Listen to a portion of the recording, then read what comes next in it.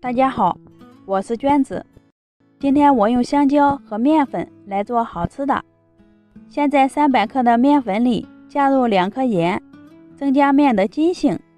倒入温水170至180毫升，边倒边搅拌，一直搅拌成大面絮，再淋上15毫升的食用油，下手揉成一个偏软的面团。一次揉不光的话，醒上5分钟再揉，很轻松就揉光滑了。直接放在面板上搓成长条，切成大小相等的面剂。拿一个面剂充分的揉圆，再搓成一个圆柱的形状，像这样就行了。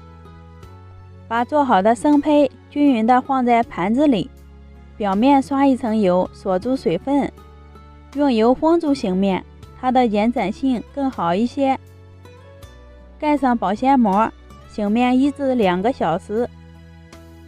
2个小时以后，把盆里多余的油分倒出来，用手涂抹均匀，放上一个面剂压扁一些，接着擀成一个长方形的面皮。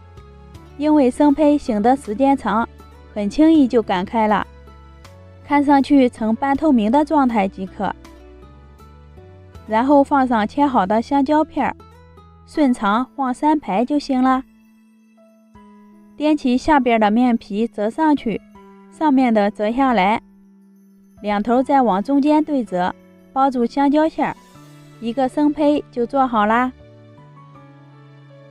接着在平底锅里刷一层薄油，油热以后放入做好的生胚，端起锅子晃动，使其受热均匀。煎至底部金黄以后，给生胚翻个面，再继续煎上1分钟。因为饼皮很薄，翻2次面就行了。两面金黄即可出锅，真的好香啊！再根据自己的喜好切成小块，就可以美美的开吃啦。咱们的香蕉酥皮饼就做好啦。咬一口，外皮香酥，里面满满的香蕉馅，吃着软糯香甜，比油炸的更健康。喜欢的朋友可以试一下。